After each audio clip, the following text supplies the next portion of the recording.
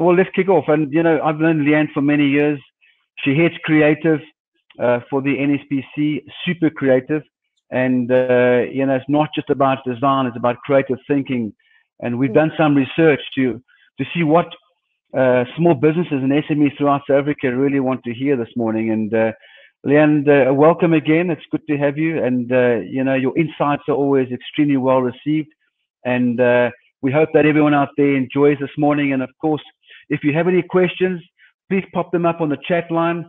And if we don't answer them now, we will very soon after this webinar, we will answer that. But Leanne, yes, creativity during this time, our webinar, Unstuck, rerouting, rethinking, reigniting the way forward. And of course, you're passionate about creative problem solving. We know that. And why is this so important for small businesses right now? If you can just allude to that, Leanne. Yes, Mike. So there's something about creativity that it just gives me that extra little boost when I just think about it. The reason being is that creativity allows us the opportunity to reimagine the world and all its possibilities, and to see the world differently and create new and exciting realities. The truth is that creativity leads to new ideas, and it's ideas that actually change the world. And I realized from a very young age that this is what actually happened. It's quite funny. When I was in primary school, I actually won this little award that they made up for me that was called Miss Ideas, because whenever we did anything, it was like, I have an idea. Oh, I have an idea. Mike, I'm sure you can attest to that in our team meetings and our brainstormings. Leanne, the passionate one about ideas. And I think, needless to say, nothing has changed.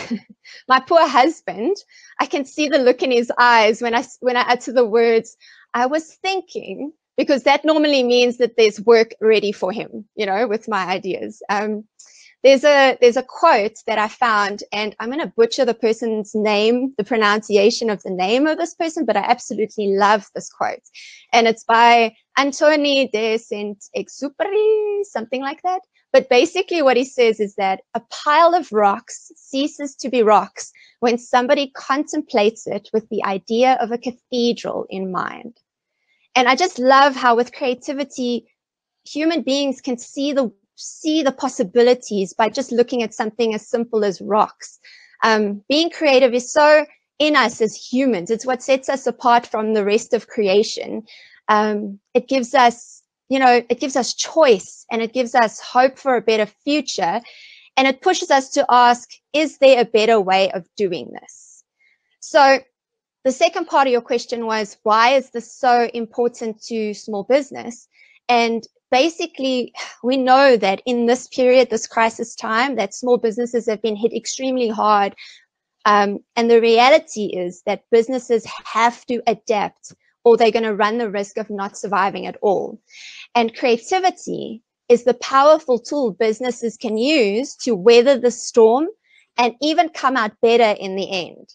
So that's really what my heart for today is about. It's about re-inspiring all you business owners that have tuned in. It's about activating passion and energy and moving you to think differently, getting you past that where you feel like you've hit a dead end and you're just exhausted. So back to you, Mike. Yeah, thank you for that, Leanne. And we know that creativity is a big word, and there are some common misconceptions about creativity. And if you can give us some insight into that, Leanne. Well, Mike, firstly, let me talk about what creativity is. So, like I said earlier, creativity is the mechanism that drives the creation of new ideas. And it's basically, an idea is basically a new combination of old elements. And it's also the ability to see new relationships between things that seem completely unrelated. So creativity is the act of turning new and imaginative ideas into reality. And it's an extremely powerful force. It's a way that we can see new patterns and how we can generate solutions. Now, somewhere along the line, we've kind of equated creativity with being arty.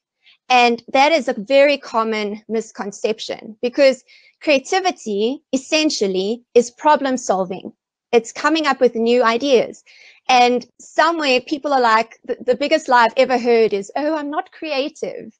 I mean, I'm sure there's some of you tuning in that feel the same, like, oh, I'm not creative. But that's incorrect, because everyone is creative. We see it in children. We are born as creative beings.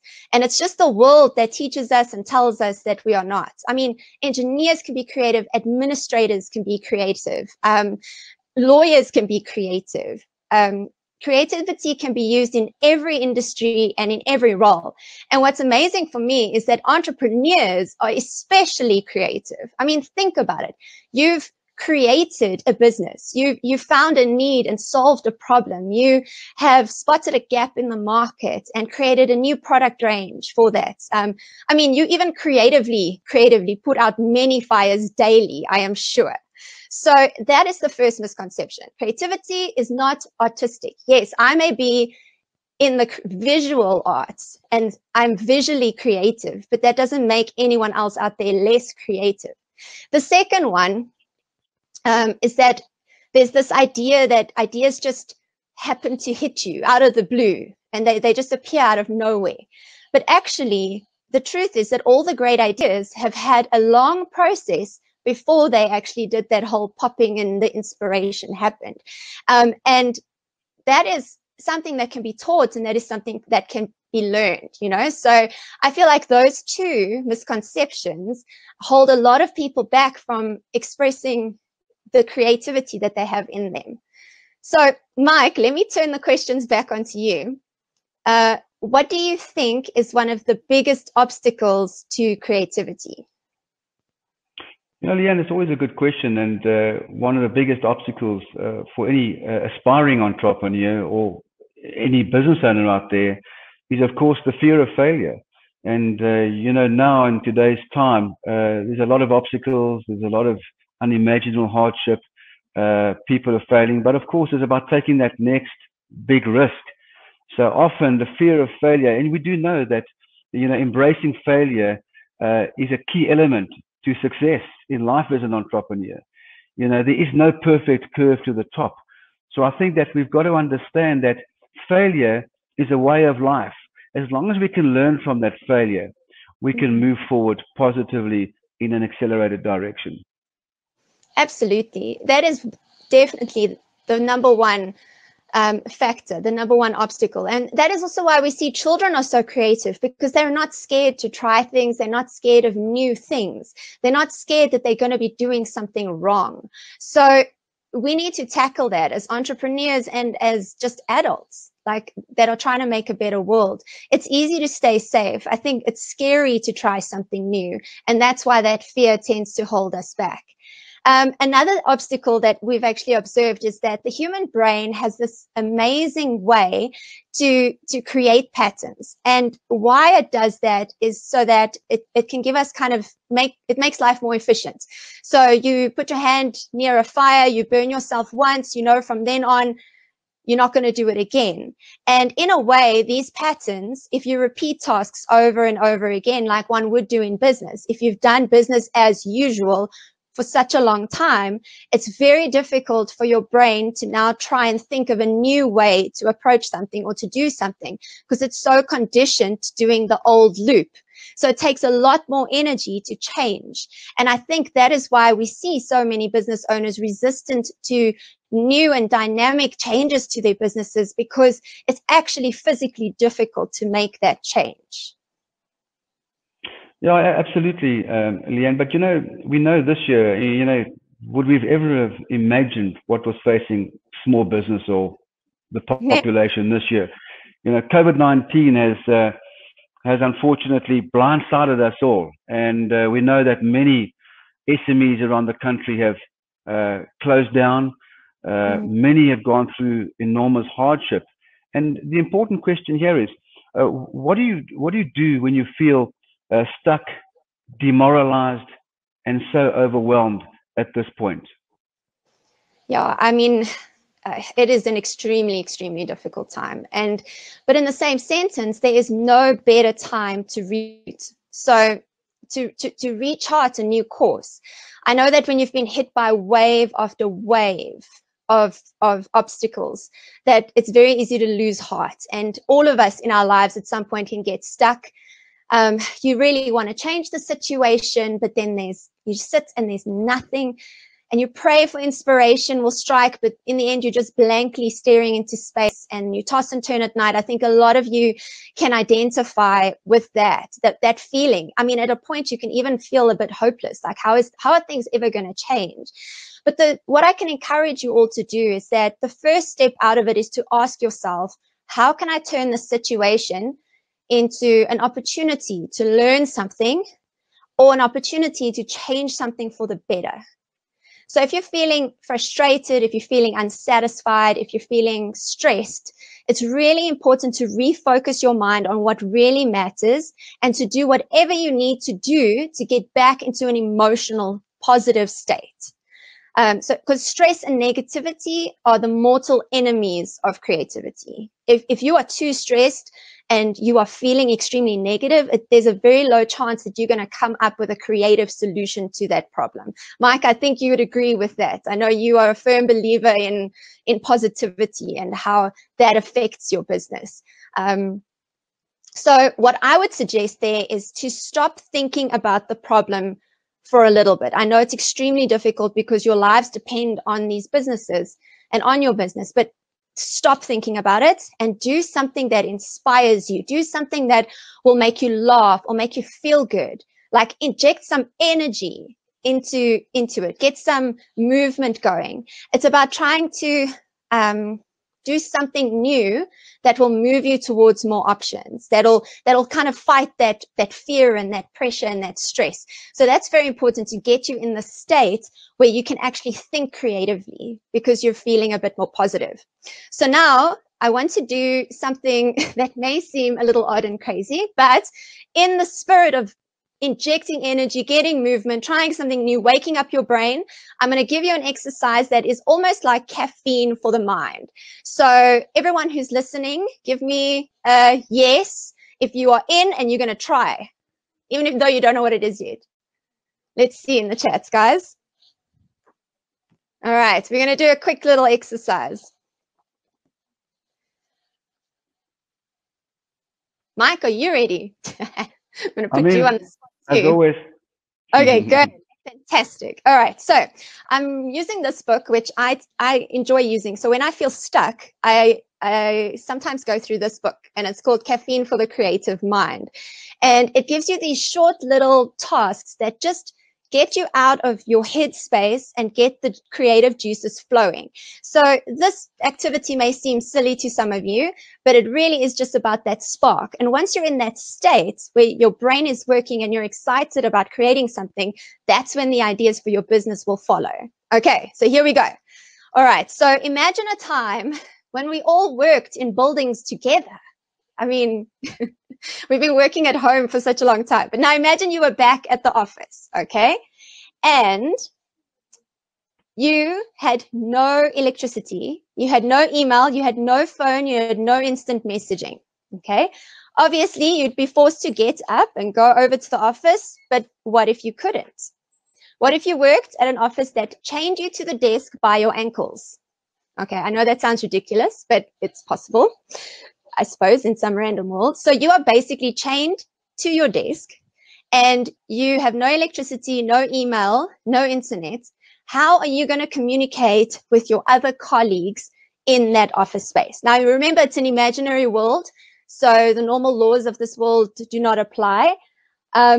So how will you communicate? Let's hear. I mean, you can yell, obviously, but after a while, we're all going to lose our voices. So what are some creative ideas you can use to get the attention of your colleagues and send some messages? Okay, this is going to be a quick one, guys. Whatever comes to your mind first. There are no stupid answers. Let's do this. Haha, I love it. Christine says, make a paper plane and fly it over. Now, that was right on what I was thinking. Okay, write a message on a paper. Start crying and howling. Oh my goodness. Smoke signals. All right, Mike, can you see any of the hand signals? Okay, we can figure out. So fast. know. I love everyone's into the paper planes. I think everyone feels like folding paper planes today. Okay, the scream thing could work, but until your voice dies. Oh, a string and 2 cans. Okay, so we're going old school there. We're going proper analog. Let's see. Oh, pea shoots, my colleague for attention. I can just imagine what you guys did at school. Telepathy. Wow, that would be fantastic. I've always wished I had a bit of telepathy. Origami. Okay, that's just going to keep you busy, unless the paper cranes can actually fly. Sing. That would be much better than, oh, wow, look at that. All right, guys. So do you see, like, just by waking the brain up and thinking of something different, we're already in a more positive state of mind. I mean, I found it. Morse code. Oh, that could work. Hey, Mike. Chalkboards. Look at the range of ideas. It is, I mean, and that took what, 3 minutes? Not even. Doves. Okay, that could be interesting. Carrier pigeons. It's been used in the past. Why not again today? Okay, a microphone. Okay, yeah, that actually would help, but there's no electricity, guys. You got to think this through.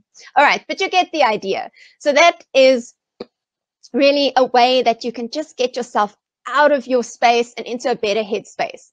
Then some other ways that you can, move along is to remember that creativity thrives in community.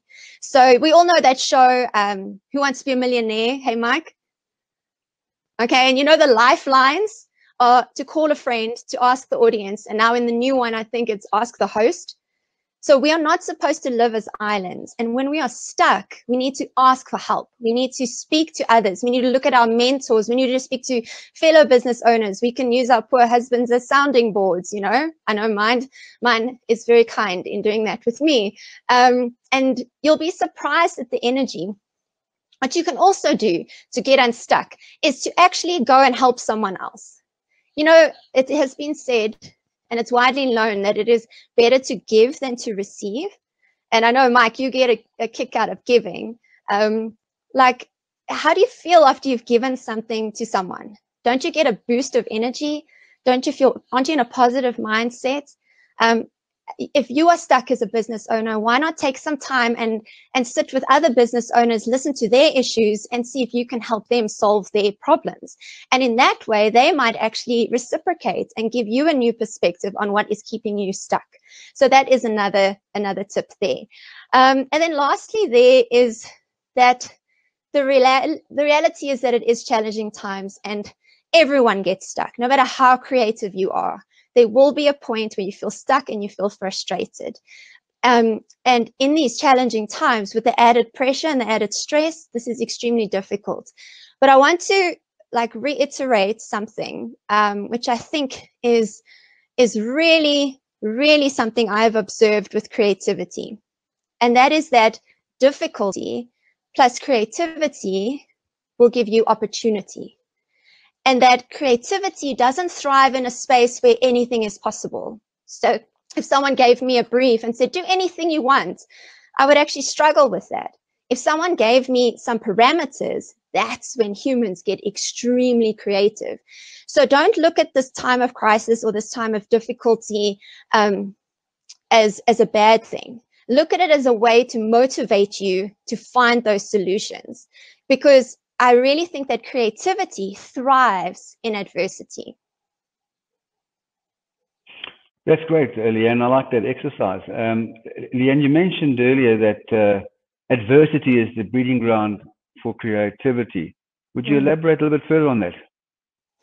Yeah, it's really something I've been thinking about. In one of our earlier webinars, you remember with Zolile Sizani from Merchant Capital, Mike, when he spoke about leadership, I remember he said, never let a good crisis go to waste. And I remember that was such a shocking statement, because a crisis isn't good, but what you can pull from a crisis could be good if you have the right mindset, because a crisis will force you to rethink and implement operational gear shifts, and it'll even push you to do new endeavors and to create new products. So it's like the crisis somehow activates our human survival instinct and fuels like a wave of new products and inventions.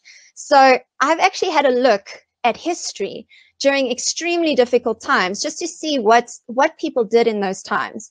It turns out, like in World War I, there was an absolutely devastating time in the history of the world. You hear of a man called Joseph Pilates, and he was a prisoner of war in World War I at one of the camps. And he used what he had, which was a method that he called contrology. But he was a very active person, and he worked with therapy. So he used what he had to help fellow inmates and aiding them in rehab when they've been injured and when they were healing. And turns out that in that time, he created what we now know today as Pilates.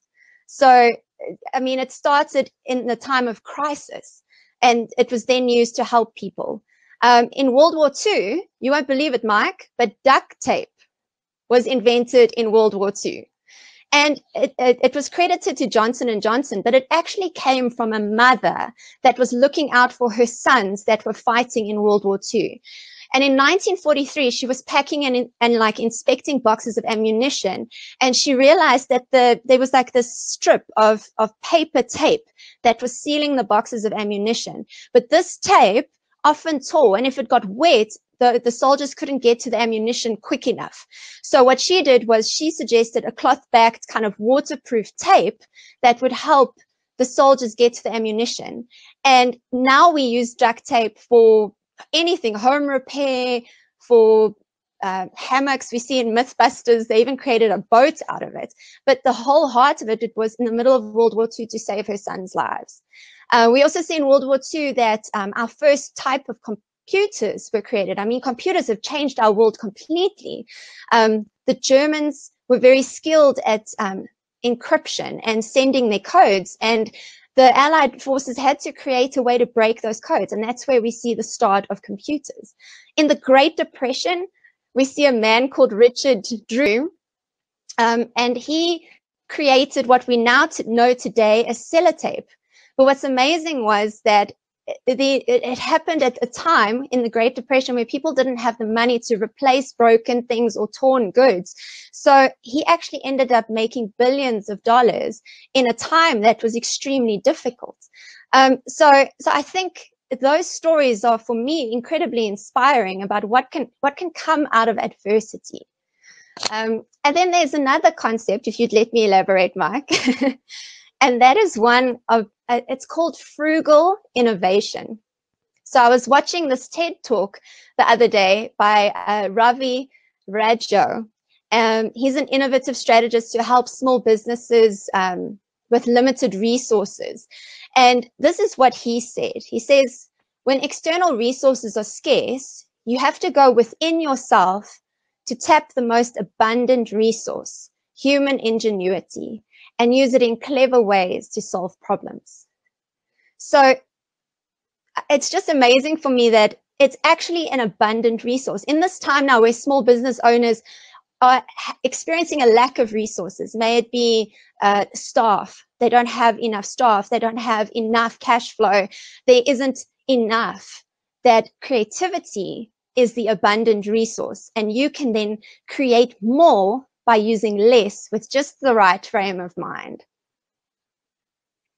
Yeah, you know, what's common sentiment, Leanne, to add to that is that what the experts, Harvard Review, etc., know that the biggest company of the future is being born right now during the pandemic. And it's about positivity and adapting, and about, not curling up in that corner and crying, but doing something that could be so profound of the future.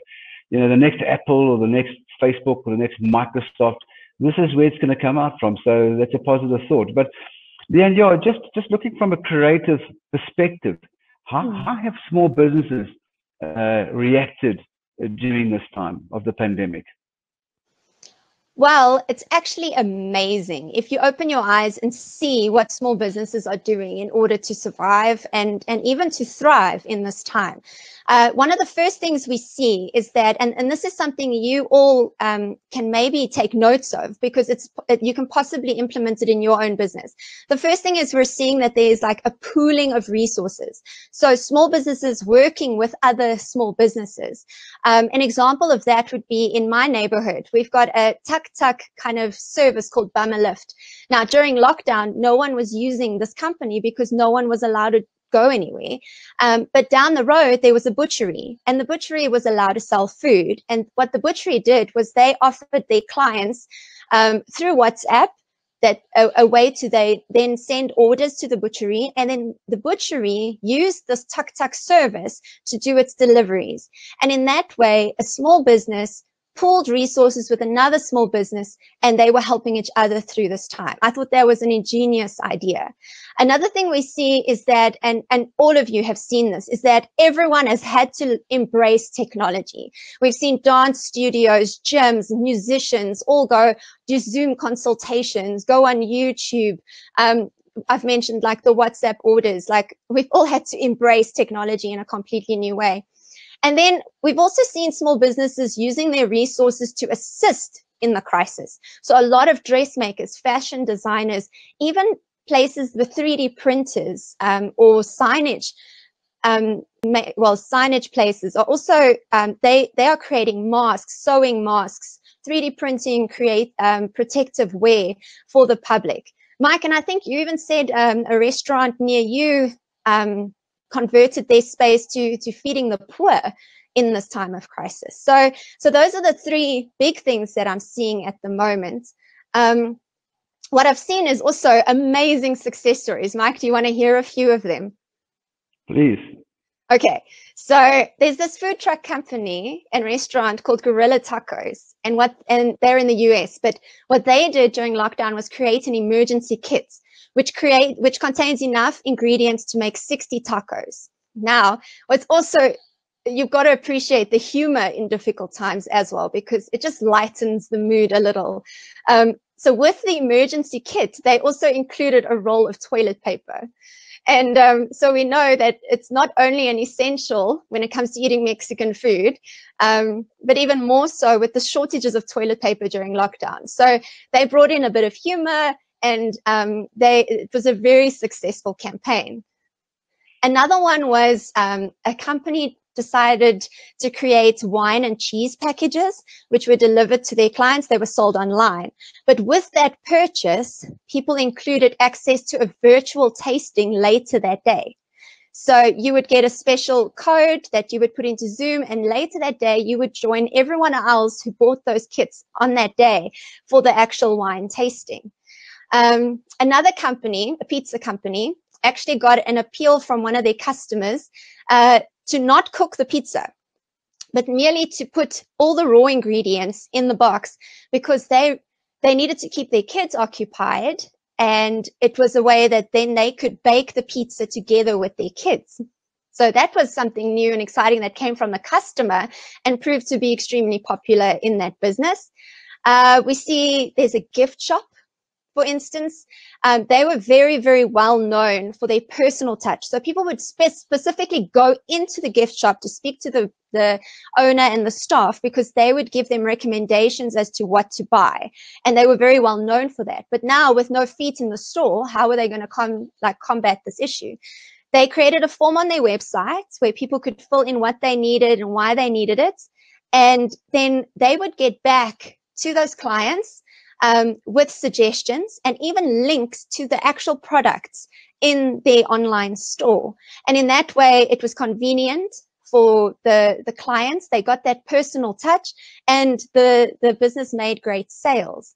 So those are just some. I mean, we see gyms are even adding kids exercise programs to help to keep the parents sane with these kids full of energy at home. These solutions are so simple. But we know that often with simple things, there was quite a complex route at arriving to that solution that seemed so simple. Good, Leanne. Yes. I mean, what factors do you think that have contributed to the success of these new ideas and ways of doing business? Well, I think the most important thing is that these business owners kept their eyes open. I think they stopped thinking about themselves and their products, and they kind of looked outside at what are the unmet needs that are out there. So it's very important to observe the market and the needs of your customers. And what we see in lockdown especially is like a rise in needs that weren't as extreme beforehand. So we're getting a huge group of the population that is actually bored because they're not working, or they can't go to school. So there's boredom. That's an issue. We also see high stress. So if you can create something that'll reduce the stress, people are going to they're going to tend to want to interact with you and maybe even purchase from you. We see a longing for community and for connection. So that wine and cheese evening, where you can connect online and connect with everyone else, that kind of fulfills that need for community and for connection. The need to feel safe. People want to feel like you're really taking their safety into consideration with your products and with your food. We also see a lot of tired working parents with kids at home that are trying to work and homeschool their kids. We're seeing less disposable income, and we're seeing a lot of things online because that is the only option we have, but that also brings in connectivity issues. So if you look at all these things I have just said, there's an opportunity lying there for your business today if you can meet one of those needs. And that's why the examples I gave earlier were quite successful. Great, Leanne. Leanne, do you have any practical strategies, techniques to spark new ideas that small businesses can use today and beyond? Oh, absolutely. Are you guys ready for some more caffeine for the creative brain? Okay. So what we're going to do is, firstly, I just want to speak about the creative process itself. So as a designer, it's something I've exercised many, many times. But the truth is that this process is very regular. It has very predictable steps, and it's not just for visual artists. It actually works in all sectors. And so let me actually, I think it'll be easier for you guys to follow if I put this on the screen. Okay, let's see. All right. Okay, there we go. So here we go. This is the actual practical stuff that you can implement in your business today.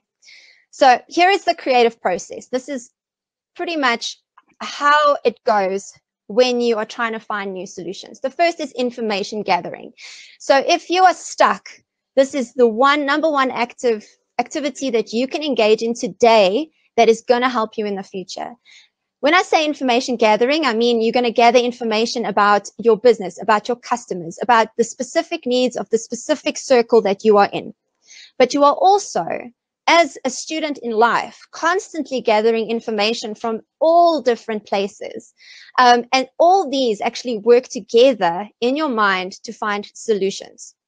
So once you've gathered this information, then you're going to move into the processing of this information. You're going to try and organize it. You're going to try and fit it in and find new patterns within it. So this is quite a hands-on experience, and it can go for a while, but at a point the brain gets tired, and it can sometimes feel all jumbled, like your brain is just absolutely full of all these possibilities, all this information, all these problems that you have to look through. When you hit that kind of barrier, that's normally an indication of when you need to stop and do what we did earlier. Do something else. Do something that'll inspire you or help you relax. Because what happens is once your brain has received all this information, it then needs time to digest it. And without you even knowing it, your brain is looking for solutions to the problems.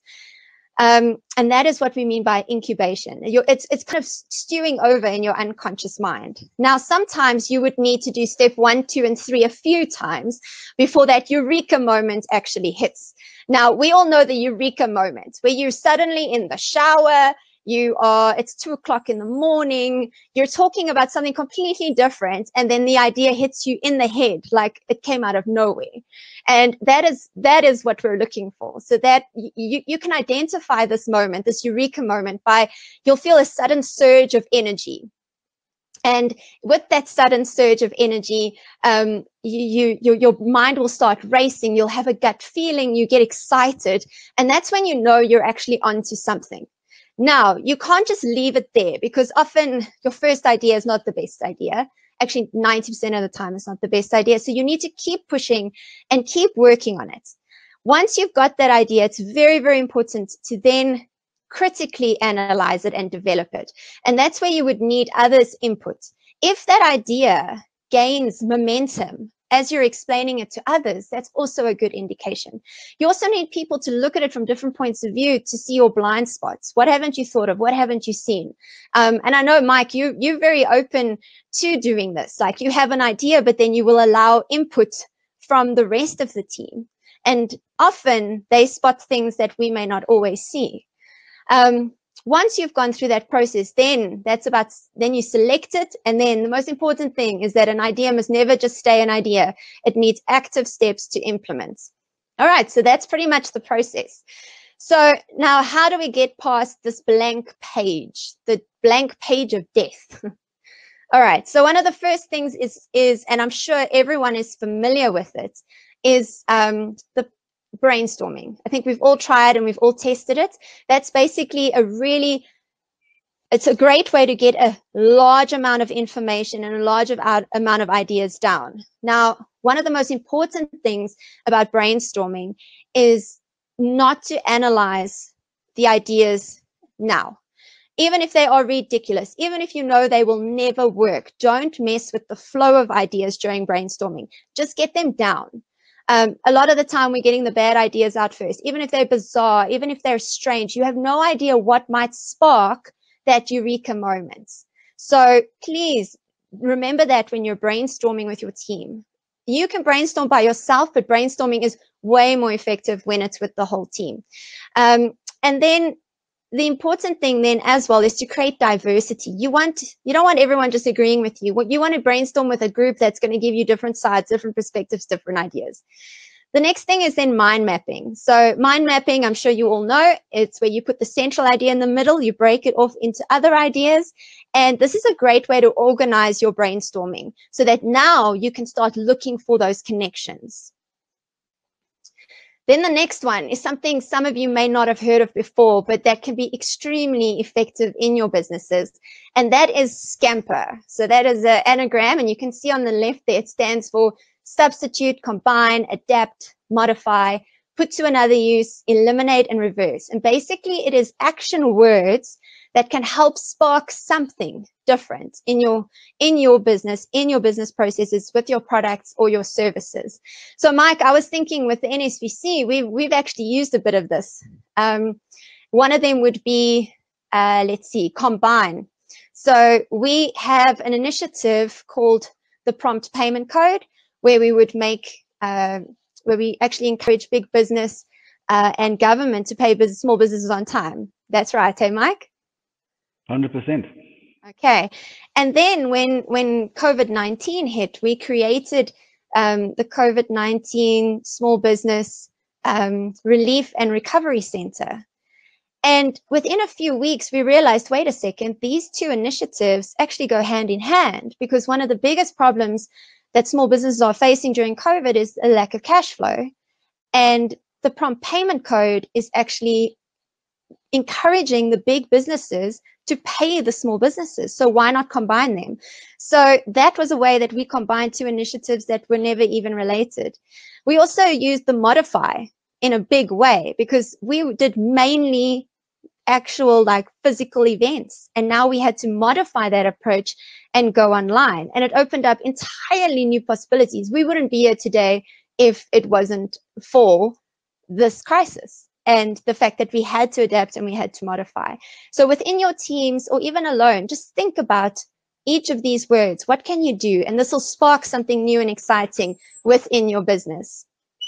Okay, this one is a little odd, but this can be used also as a warm-up exercise or a creativity exercise. Like we did earlier with the caffeine for the creative brain, where we had a completely ridiculous scenario. So what you might want to do to just get yourself out of the rut is force random relationships. This can be drawing things from a hat. It can be throwing dice. What I like to do is, have you ever seen the 30 seconds cards? So the 30-second cards have random words on the top. And what I have here is a paperclip. So now the challenge for the team was to somehow connect the name on the card with a paperclip. How on earth do you do that? So let me just give you a few examples. The one would be, one of these is Ethiopia. So now I somehow have to connect Ethiopia with a paperclip. Mike, any ideas? You tell me, Leanne. Mike, guys, that's interesting. Okay, so in my mind, if I had to quickly connect to, okay, what do I know about Ethiopia? They've got great long distance runners. Okay, what do runners have? Runners have shoes, and shoes have laces. Okay, great. So Ethiopian runners, in my imagination, are highly successful because they make sure their shoelaces don't come loose with paper clips, and therefore that is the reason they win races. So somehow I've connected paper clips and the random word of Ethiopia. Let's see, Evel Knievel, we all know him as like a stunt driver. Now, how would you connect Evel Knievel and a paperclip? Like, this is really exercise for the brain, and it can really wake you up to seeing things in your business differently. So let's hear from you guys. How would you connect Evel Knievel and a paperclip? The stunt man and a paperclip. Let's see if we get any interesting connections there.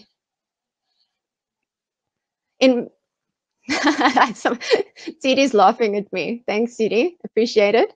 Okay, for me, let me see. Evel Knievel doing one of his most famous and death-defying stunts will be riding up a ramp across a huge ravine and land perfectly on a single paperclip. There we go. I've connected the two. Let's see. Okay, he keeps his tires in place with paper clips. Okay, yeah, that would be a very death-defying and dangerous thing indeed. Okay, there we go, guys. And there's no wrong answers. That's beautiful. He uses the paperclip to jumpstart his motorbike. Hey, I didn't think of that, actually. His medical papers are fastened with the paperclip. All right, you guys, you get the idea. So that's a way that a simple way you can force relationships. But in a business sense, you can also do that. You can look at, for instance, your product within your industry and think about other industries. Is there any application of your product in other industries? So, for instance, a lot of things designed for the military have actually been used in modern medicine. So that is a way, in a less silly way, that you can actually force relationships. Look, is there an opportunity in another industry with a small adaptation to what you offer? And then the last one that I just want to use is the point of view. So looking at it through another's eyes. So again, this is just a creative exercise to wake you up, but when you look at something through the eyes of someone else, you see it in a completely different way. So when you are brainstorming, when you are trying to get out of a rut, put yourself in the shoes of others. Here is an example again. So, Mike, how do you think a mother might see a tennis ball? Wow, Leanne, you've got me. It can be anything. Guys, answer in the chats. How would a mother view a tennis ball? I think some mothers, if their kids were boys and they were playing cricket in the yard, might view it as a danger to her windows. She might also view it as a wonderful thing to, something that will keep her kids busy so that keep them busy, yeah. Yeah. How would a scientist view a tennis ball? Perfectly round. It's a sphere. If I think about my husband who loves physics, I'm sure he would look at it in the eyes of, how does gravity affect it? How high will it bounce if I throw it off a ridiculously high rate? I wonder how I can calculate that. Someone who's into perhaps the actual chemical makeup, the chemical engineering side of it, may look at the fibers and what are the fibers made out of? What is the rubber made out of? How can I improve that? How could a doctor look at this, guys? Let's hear. How could a doctor look at a tennis ball? Well, I know a tennis ball is quite useful for a stiff neck and back. So if your clients have a stiff neck and back, you put the tennis ball again on the wall and you roll against that, and it's kind of like a massage when there's no one around to help you out with that. I've also seen tennis balls at the bottom of canes. It can also be playing sports will keep you healthy. Thank you, guys. So a doctor will encourage his patients to use tennis as a way to keep fit and healthy. I mean, we can carry on. I mean, how would a dog look at this ball? I mean, yeah, my dog would be in heaven when he sees this ball. It's just pure excitement. So do you see how powerful it is to look at something from the perspective of someone else? It'll open up entirely new possibilities for you. All right, you guys. So to finish off today, I'm going to just leave you with these final tips. And it's important. If you are trying to innovate, if you're trying to adapt, you need to get into the right state of mind. And you need to do whatever it takes to do that, to be in that positive, energetic place. Because if you are hopeless, everything in you is going to say, what's the point? So you need to somehow pull yourself out of that. The next bit is to do a resources audit. Look at what you have. Think about that frugal innovation.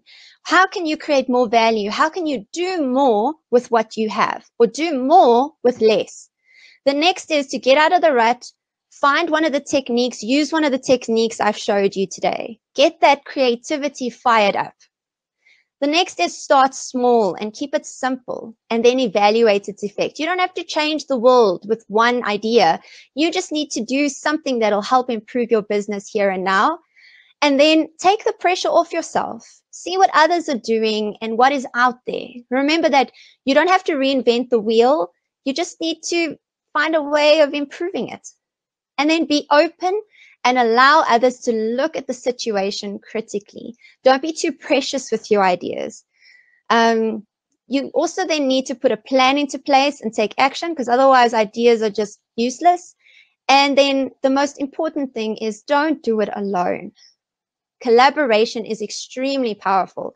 And I know, Mike, that at the NSBC, we really try and give entrepreneurs those platforms to collaborate and to connect and to network and to interact with each other. Guys, I'm going to hand over to Mike now so that he can tell us a little bit more about that. So let's see, Mike, what have you found that small business has really learned during this time, this really difficult, challenging time?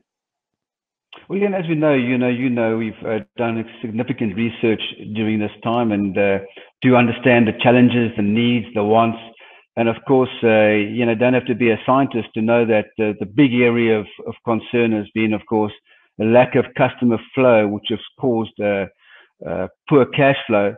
And poor cash flow, it's all about the money. And the biggest learnings that have come out of this is that for where a lot of businesses are saying that what they're going to make a priority right now is to stockpile cash as much as they can, to reduce debt, and of course to trim that non-essential spending.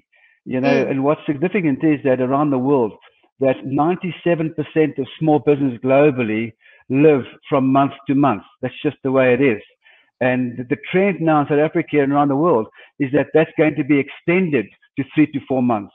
So if every business owner out there can really adopt that and learn from that and make that a priority, of course, the casualty rate of the future will be less. Absolutely. I know that at the NSBC has spent nearly 12 years researching and understanding small businesses and how to build bigger, more successful businesses. Would you highlight why being part of the NSBC National Small Business Chamber community is so valuable and important? Thank you, Leanne. I think I wrote an article for the press a few days ago on this, and of the 80% of businesses that fail are not part of an organization, whether it's an association, organization like the NSBC. So imperatively, it's about growing, it's about learning, it's about connecting, it's about being inspired and having fun. For every business owner, the priority is their business and their family. Because when a small business goes out of business, as we know, a family generally goes out of business. So the NSBC is there designed to take that pain away, to help business connect, to help them learn, to help them to be inspired. And of course, the priority for the NSBC is to help SMEs out there stay in business, build a bigger and more successful business, and employ others from the community. And that's the very reason why we exist. Wow. Yeah, that's very, very true. Mike, There's some exciting developments launching this Friday. I've got a little heads up, but why don't you give everyone else a heads up as to what is coming in the future for small business owners? Yes, thank you, Leanne. Yes, and as you said before, you know, we spend all our time researching what the needs are for SMEs out there. And, you know, if you look at our benefit offering to our members, it's all designed around that. And, you know, and of course, our attendees this morning, they can go to our website and take a look at nsbc.africa. I know they'll put the website on there. But we have an enormous array of incredible benefits on offer to allow our SMEs to achieve their mission in life, to become successful. And the number one thing that an SME or a business owner, entrepreneur, or innovator wants from us is the opportunity to network with fellow entrepreneurs, potential investors, potential strategic alliances, maybe possible suppliers, and of course, building a customer base. So for most of our members, they know over the past years, a big part of what we've done is business-to-business networking at a high level. And we are very excited. I know, Leanne, you've been very much part of this, is we're launching Breakfast Connect on Friday. It will now be the first of its kind, a virtual business-to-business networking forum every Friday morning, starting from the week after next. And it's enormously exciting. It's the way to get ahead. It's the place to be. It's how to meet. And of course, how to be inspired. And so Breakfast Connect will go from a physical face-to-face forum to a virtual online forum. And yes, we both discussed this. Why Breakfast Connect? Why are we keeping breakfast? Well, because it will be hosted during breakfast time. So our attendees can have a snack, have a coffee, virtually connect with like-minded people and achieve their objectives. So it's an exciting development. And of course, that's besides all the other benefits that we have. And there's an exciting array, but we are certainly very excited about Breakfast Connect and a new way forward. And like you've said before, Leanne, you know, we've adapted. All our physical events have become online. They will remain that way for life, but we will also eventually go back to doing face-to-face. But the big announcement's coming on Friday, and it will be opened up to our members only, of course, to be able to attend. So if they watch the space, if you guys out there watch the space, you'll see the announcement coming this Friday. Oh, absolutely. And guys, I must say, it is something I've experienced it. It is a wonderful way to connect with fellow business owners and to do what we discussed in the webinar today, to collaborate and to help each other to get through this time. It is really fun.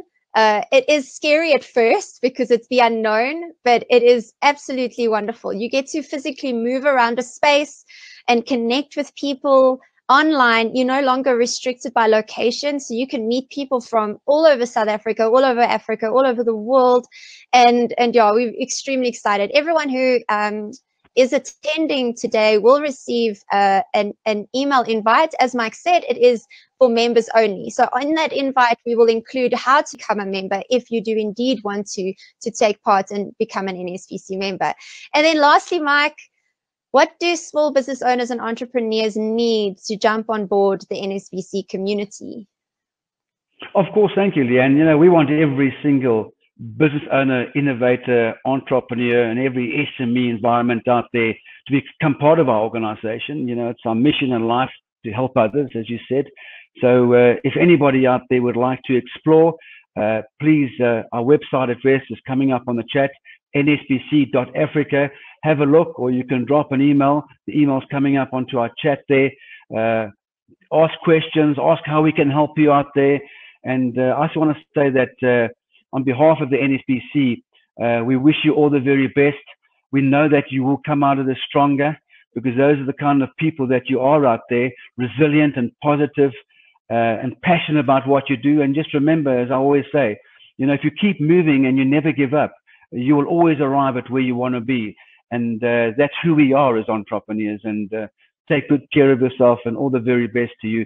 And hope that we see you coming to Breakfast Connect. It's going to be fun and exciting, as Leanne said.